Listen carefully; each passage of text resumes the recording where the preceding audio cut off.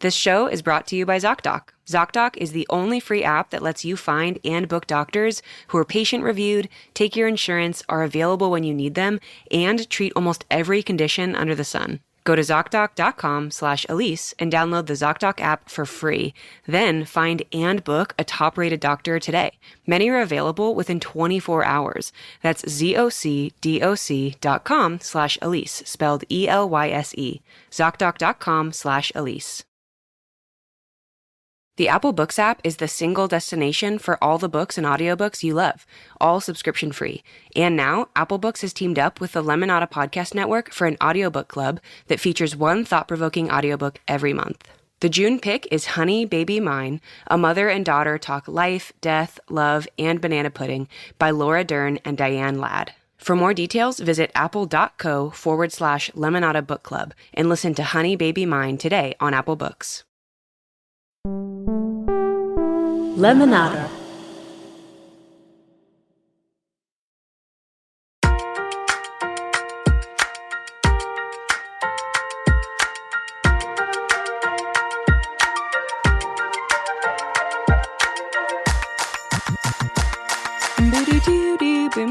Okay, actually, can you just pretend that you're listening to a fully complete theme song here? I got really in my head, and I tried to make it perfect, and I couldn't. So this is going to be the theme song right here.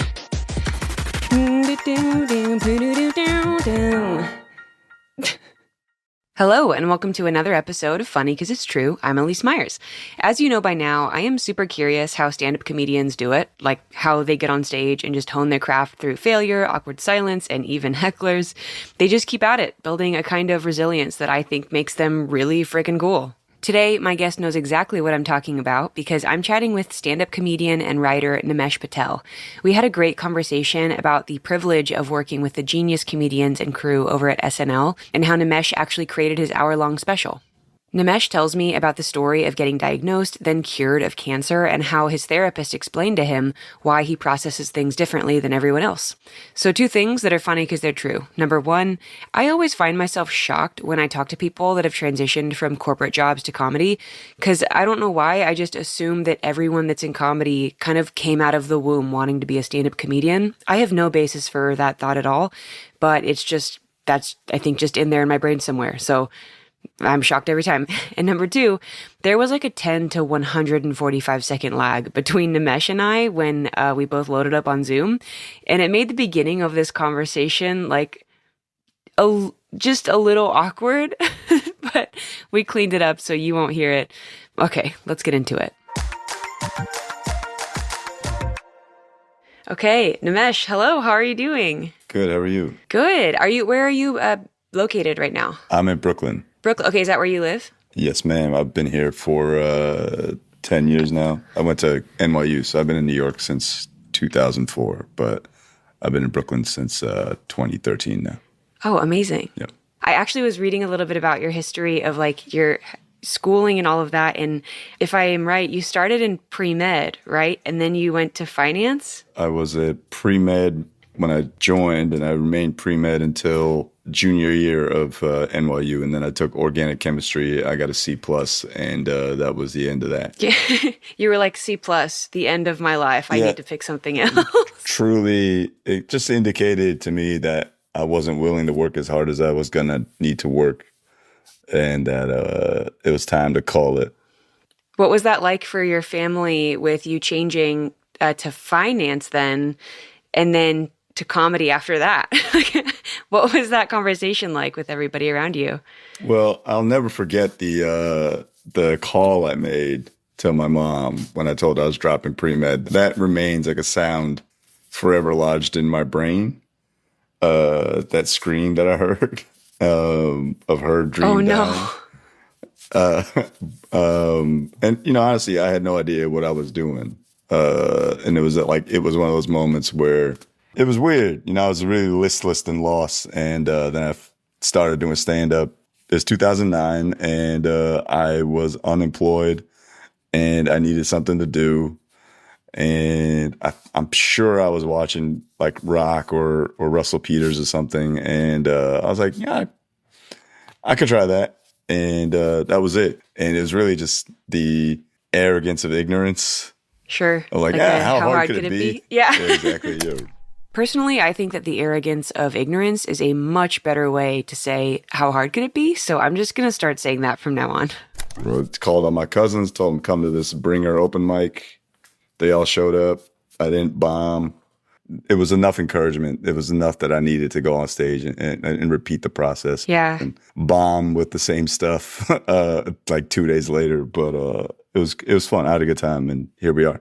What is it like to bomb on stage? Because I don't do stand-up. I do comedy and content online. And so I don't perform live. So I don't have the both luxury and also the, fear of like bombing in front of people. And so I'm curious what that feels like to kind of be in a room and know like, okay, this isn't going as well as it should be. It's like thinking you're arriving at a nudist colony and you're naked already, and then you realize that it's not a nudist colony, and everyone's like, what are you doing here? But then you just got to own it. This is like the exact opposite of picturing everyone in the crowd naked to ease your nerves. You kind of realize it's really freeing because you realize that nothing happens to you if you bomb. Yeah. It doesn't affect your confidence after. Yeah, it certainly does in like a damn, I should have worked that. Why didn't that joke work kind of way? But not in like I'm not funny or whatever. It's just like you get over that very quickly. Otherwise, you don't last. Yeah, especially probably the more like exposure you probably get to performing live. I'm assuming that you would just get in this groove of like everything is a test. It feels like everything is testing material. It's like everything is a learning experience, and you just kind of move forward. Yeah, I mean, just to add a little bit more, like it just made me realize that I benefited from the fact that I grew up with like such a large family that when we were all cracking jokes and shitting on each other, whatever, like I probably bombed 1 billion times. Yeah. And that was like preparing me for the stage where it's like people I didn't care about weren't laughing. So I didn't really care as much, Yeah. Was it scary for you to make that decision to quit finance, or were you so confident that you were like, it's all good? Like, what was that conversation like when you left your job? I wish I could say I was just like one of these fearless, God-driven people that just can walk into any room with infinite confidence. And Me too, brother. worked on becoming that. But at the time, I really thought that it wouldn't be as hard as it became.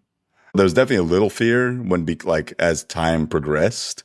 But then whenever I was in my lowest, something crazy would happen. Okay, so speaking about crazy things, can you talk about how Chris Rock discovered you?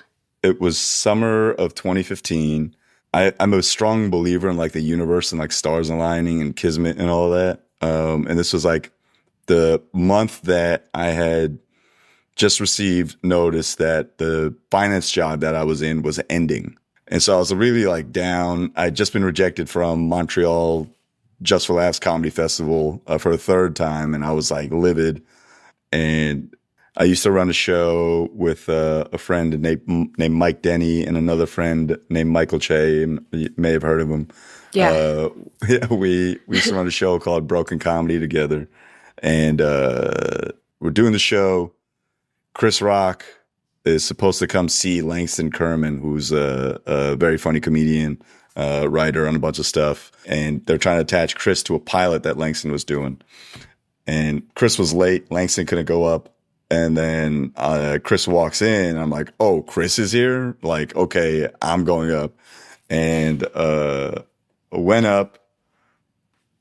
Had like the set of my life. Had one of those like blackout sets. Chris has a very distinct laugh. And I saw him laughing. I was like, off to the races. Did 12 minutes. Killed it. He came out afterwards and said, hey, you're really funny. And I said, you're Chris Rock. Thank you.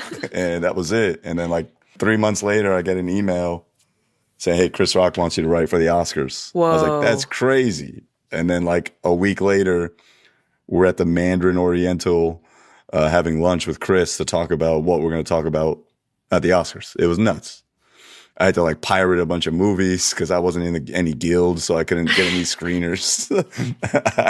I definitely got a lot of viruses on my computer. I haven't seen that many movies since. I was watching 2 or 3 movies a day, just trying to like taking notes about all of them, writing jokes about all of them, just trying to figure out what the fuck we were going to pitch to Chris. Was this your first like paid comedy job? That was my first writing gig. Yes, was That directly for the Oscars. hired. That is the Yes. craziest thing I've ever heard in my life. It was pretty nuts. It was surreal. It was like I got the email and I was like, "Who is Chuck Sklar?" And it's one of Chris's like head guys. And I was like, "This is nuts." Finance job I had ended January 2016. The next week I was in Los Angeles with Rock and the writing team, like writing shit up. It was like meant to be. Yeah, it was crazy because I would have had to quit that finance job to do the writing job. I also saw that you wrote for the White House Correspondents' Dinner, right? Mm-hmm. Yeah. How soon after the Oscars did you do that? After the Oscars, I thought I was on my way to writing Fame and Fortune. I was like, well, shit, I just did the Oscars for Chris Rock, directly hired by him. Oscars night, I was, hanging with celebs, like people are dancing with their Oscars and shit. Monday night after the Oscars, I'm eating dollar pizza outside of the Comedy Store, hoping I can do 3 minutes at their open mic. Like that was life at the time. So do you feel like this is a job that you were always kind of meant to have? I hope so. I believe in destiny, and I've always thought I was a good writer. Even when I was in like third grade, I was doing like Johns Hopkins Center for Talented Youth long distance writing shit, and that was just like some 22-year-old that was critiquing a third grader's writing. But at the time, it really emboldened me to believe that I was a strong writer. And throughout high school and college, I always thought that I was a good writer.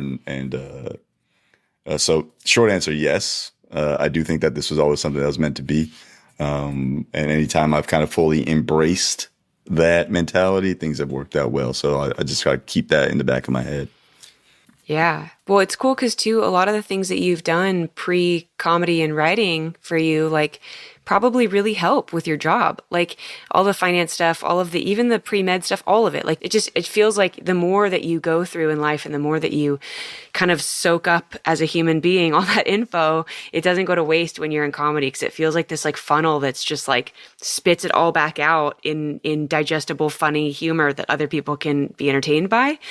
And I've experienced that. Like I made a shift from web development to comedy, and it was kind of the same experience you had where you're like, I wish I had this like light bulb moment. I mean, Chris Rock didn't stand in an audience and be like, you're funny, Elyse. So if anything, that is definitely a big like moment for you. But it was for me like a video that I told a story about a bad first date and people thought it was funny and really great. And it kind of just launched this new career for me. And I didn't really want to change and move from web development because it was really comfortable for me, but it felt really natural. And so, yeah, it's like that similar, like that stuff doesn't go to waste because it informs the way that you write, informs the way that you connect with people and run your business and all that. So it's cool. It feels like you have this like really rounded worldview that you can kind of write jokes out of. Thank you. Yeah. I wrote down not too long ago that everything I've ever done is supposed to inform everything that I will ever do. Yeah. And it's like if you can learn from all the stuff you've done, even if you don't think like how the fuck does organic chemistry apply to making TikToks? And I'm sure it would be a walk to make that connection. But I do think that there was something in everything I've ever done that if I look back, I learned something about myself or learned something about this specific thing that I can then apply to comedy. We got to take a quick break, but when we come back, Nimesh tells us about writing for Saturday Night Live.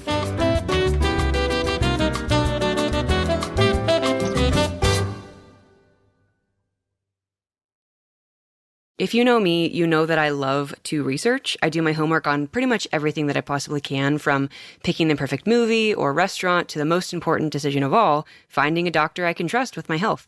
It's crucial for me to know exactly what I'm getting into and how they can help me. And that's where ZocDoc comes in. ZocDoc is the only free app that lets you find and book doctors who are patient-reviewed, take your insurance, are available when you need them, and treat almost every condition under the sun. You know what else is a game changer? The patient reviews. Now I can see what other people loved about the doctors that I'm considering, find a doctor I trust, and hopefully get a quick fix for whatever's bothering me. No more guessing or crossing my fingers and hoping for the best. Say goodbye to uncertainty and hello to peace of mind with ZocDoc. Go to ZocDoc.com/Elyse and download the ZocDoc app for free. Then find and book a top-rated doctor today. Many are available within 24 hours. That's ZocDoc.com/Elyse, spelled ELYSE. ZocDoc.com/Elyse. The Apple Books app is the single destination for all the books and audiobooks you love, all subscription-free. And now, Apple Books has teamed up with the Lemonada Podcast Network for an audiobook club. Every month, a thought-provoking audiobook and its author are featured. The June pick is Honey, Baby, Mine, a mother and daughter talk life, death, love, and banana pudding by actress and activist Laura Dern and her mother, legendary actress Diane Ladd. It's the kind of story you won't want to put down. And with Apple Books, you'll be able to enjoy it on the go wherever you are. For more details, visit apple.co/Lemonada Book Club and listen to Honey, Baby, Mine today on Apple Books.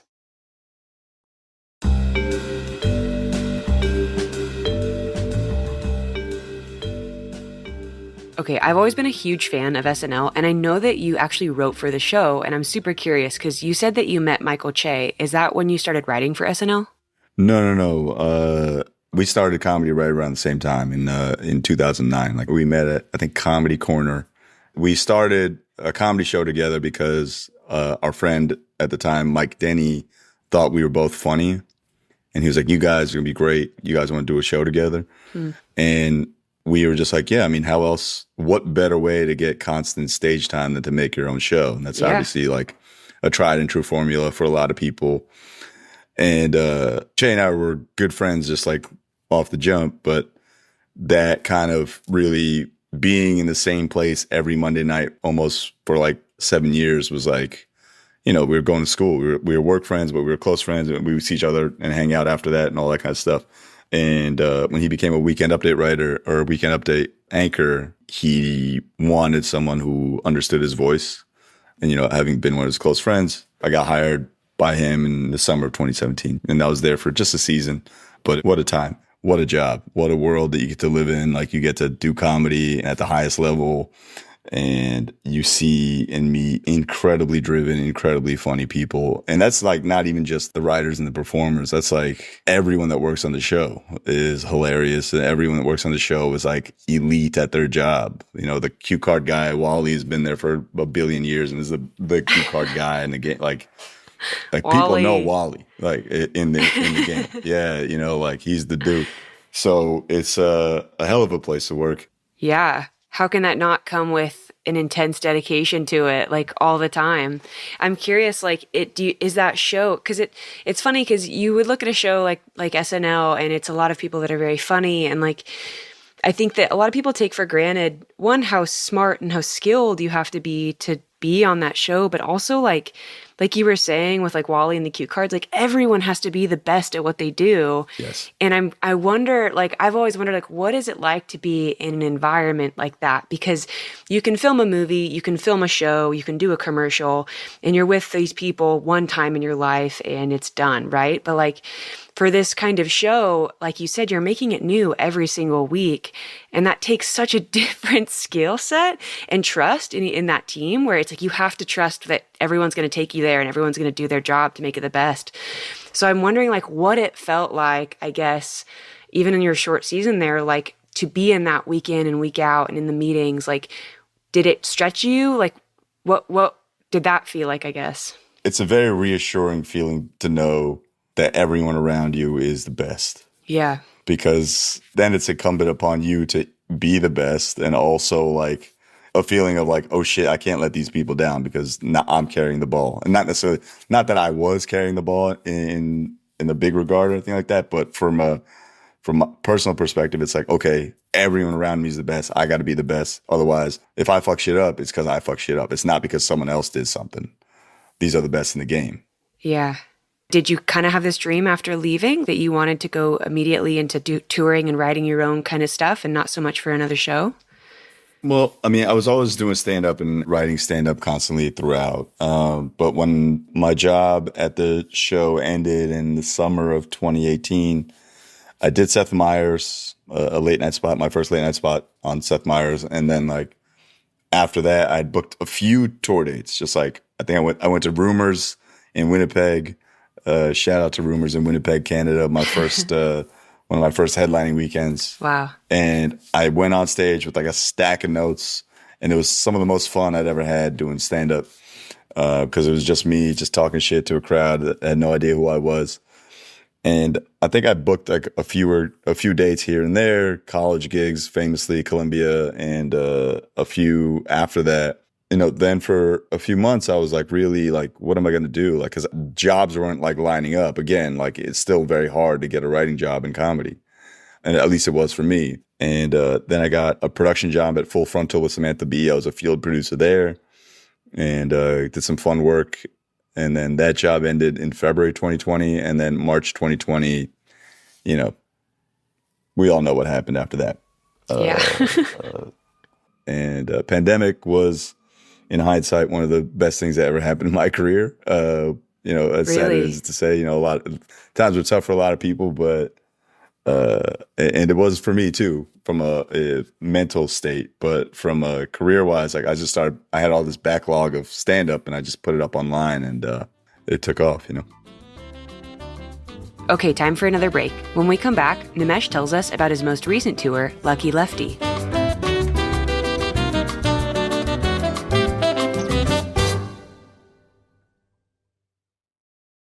This Father's Day, are you looking for a gift that will really stand out? Get him a Wi-Fi connected digital picture frame from Aura. It's the perfect gift for Father's Day. Keep in mind, this is not the digital picture frame you remember from the early 2000s. There's no USB or SD cards and no hassle. In fact, it takes about 2 minutes to set up with the app. There's a reason Aura frames were named the #1 best digital picture frame by Wirecutter, The Strategist, and Wired. Better yet, Aura Frames offers free unlimited storage. That means that you can effortlessly upload and share photos or videos with dad or grandpa from any device, anywhere in the world. You can even preload photos and add a personal video message that will display as soon as the frame is connected. Right now, Aura has a great deal for Father's Day. Listeners can save by visiting auraframes.com/Elyse. That's AURA frames.com/ELYSE. Use code Elyse to get $30 off plus free shipping on their best-selling frames. This deal ends on June 18th, so don't wait. Terms and conditions apply. Hi there. This episode is proudly sponsored by Happy Egg, with a shout out to my brother who introduced me to them, and now I'm here to share them with you. In our house, eggs are a very big deal. We value quality, especially since my husband grew up on a farm surrounded by chickens and their fresh eggs daily. Trust me, Happy Egg is the closest thing that you'll find to farm fresh goodness without having chickens in your own backyard. Now let's talk about egg prices. We all know that they've been a bit unpredictable, right? But here's the incredible part. Happy Egg managed to keep their prices steady. They had rock-solid standards in place to ensure the well-being of their chickens from the start. And their cartons are 100% biodegradable. When it comes to taste, Happy Egg truly stands out. I can vouch for it, and so can my whole family. We are all huge fans. Visit happyegg.com/Elyse to find a store near you. That's happyegg.com/Elyse, ELYSE.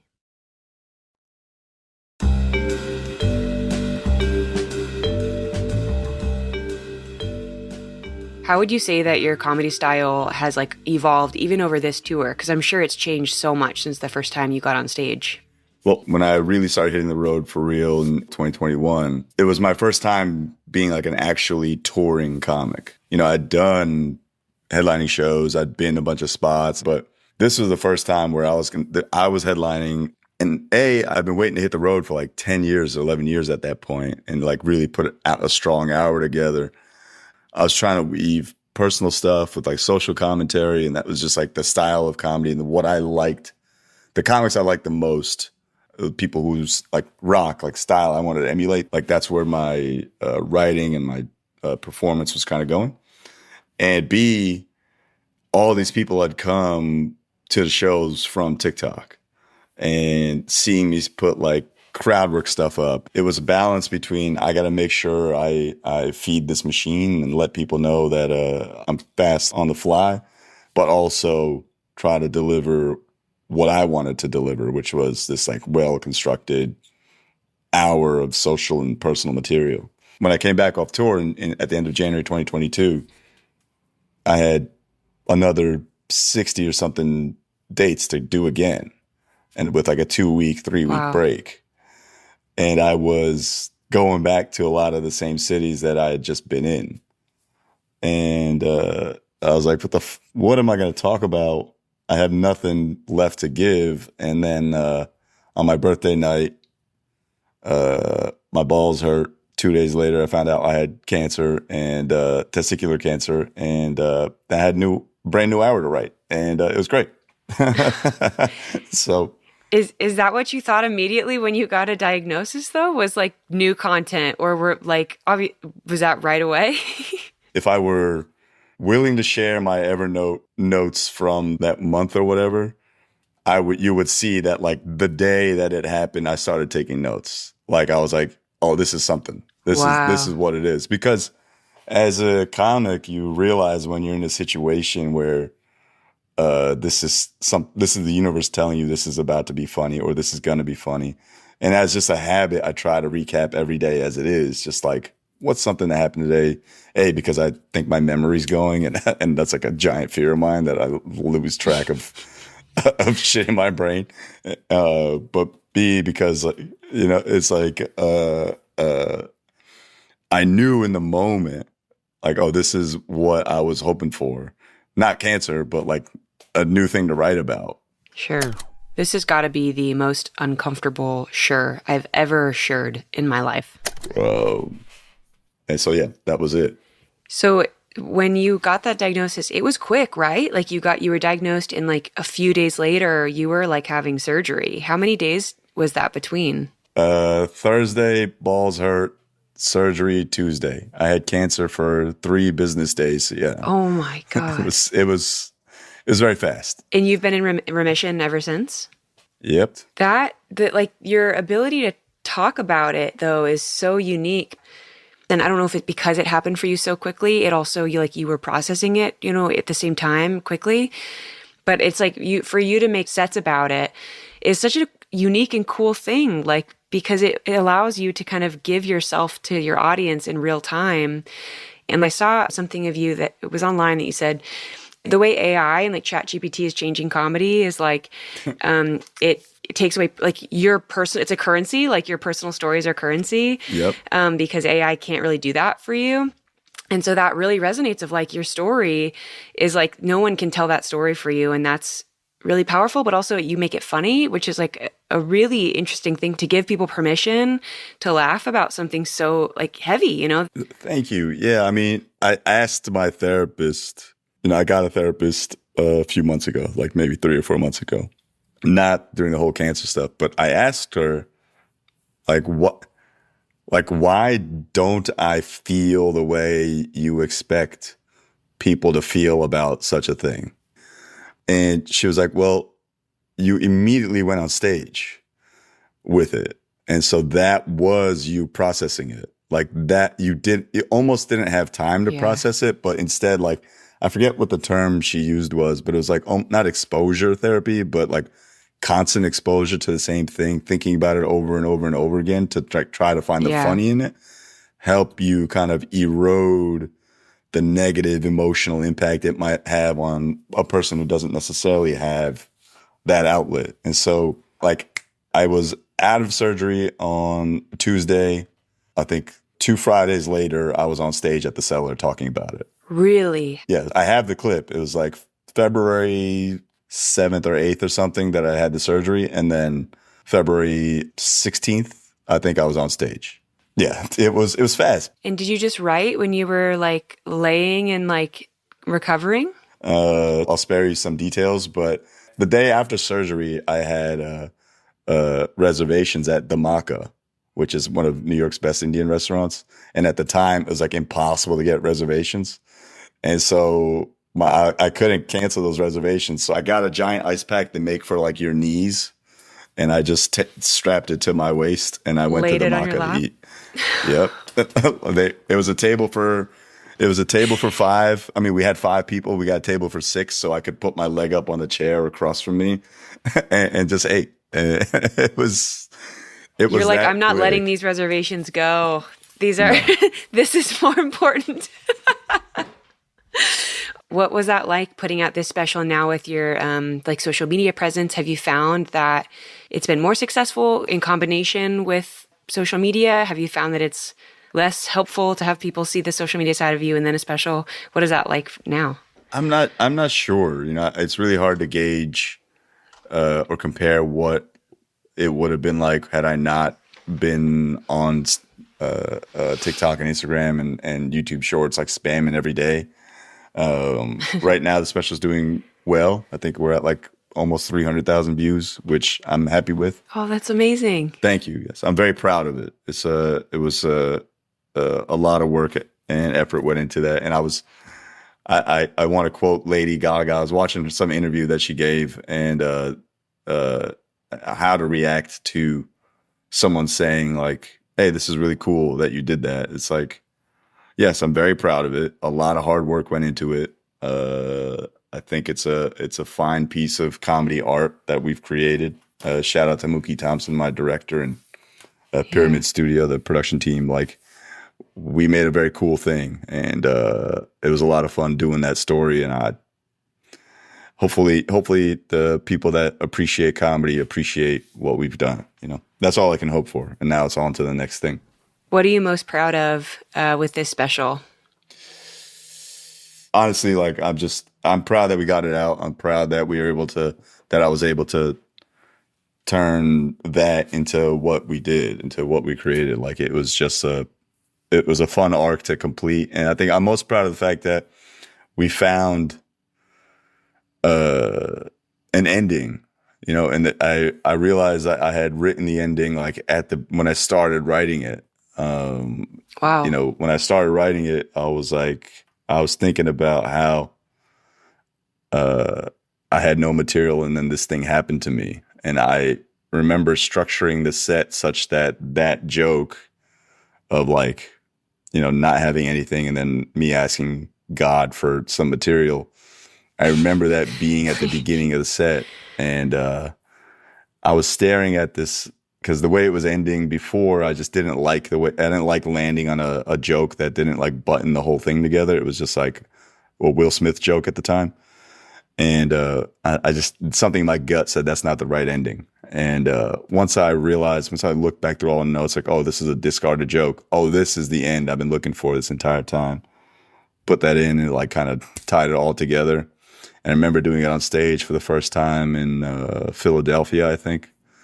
And it like crushed. And I was like, oh, okay, wow. This is it. This is what it is. And that was like another very proud moment, a very small one, but a very proud moment, because it was just like, oh, okay, if I give it enough time, if I give it enough space, the thing that I want to have happen will happen, and it did. So I think that's what makes you good at your job too, is you do have that really strong intuition of where your comedy needs to go and how you need to shape things to make them like funny and relatable to people. And as well, like you are driving this like car. And so for you to feel like this is how it needs to end, and for that to be the thing that like really lands with people, is just a testament to like, best in writing these sets and the special. So I'm glad that you're proud of that, because you should be. I think that that's a really cool thing. Thank you.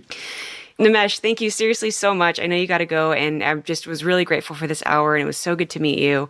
And I cannot wait to watch more of what you do. It's really cool. Thank you very much for having me.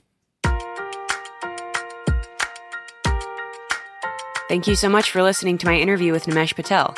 Check out his most recent special, Lucky Lefty, online. You can just Google it. Also, if you like this show, give us a rating and a review. It helps other people find us.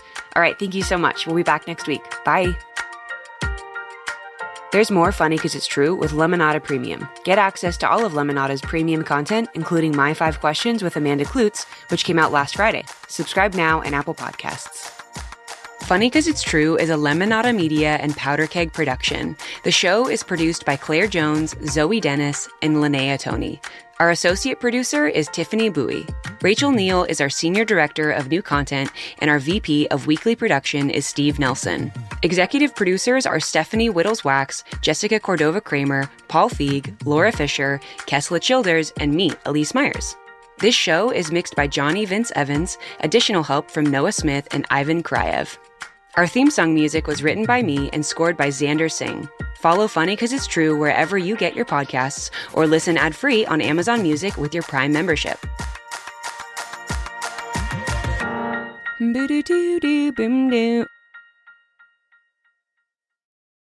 Last Day from Lemonada Media explores the moments that change us. Those times where you look back and say, whoa, one day I was myself and the next I wasn't.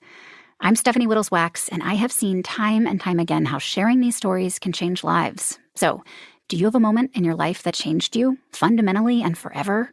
What happened? How did you move through it? And how did you eventually start again? If you'd like to share your story, go to bit.ly/lastdaystories, bit.ly/lastdaystories. We can't wait to hear from you. Hey, it's Andy Slavitt, host of In the Bubble from Lemonada Media. In the Bubble is the go-to place to learn more about the most important news events on your mind, and with a bunch of awards to prove it. We take the time that's needed to go beyond the headlines with A-list guests from my bubble, from Tina Fey to Tony Fauci, from the next vaccine to the next election issue, to an occasional dad joke. It's actual facts from actual experts. In the Bubble, every Wednesday, wherever you get your podcasts.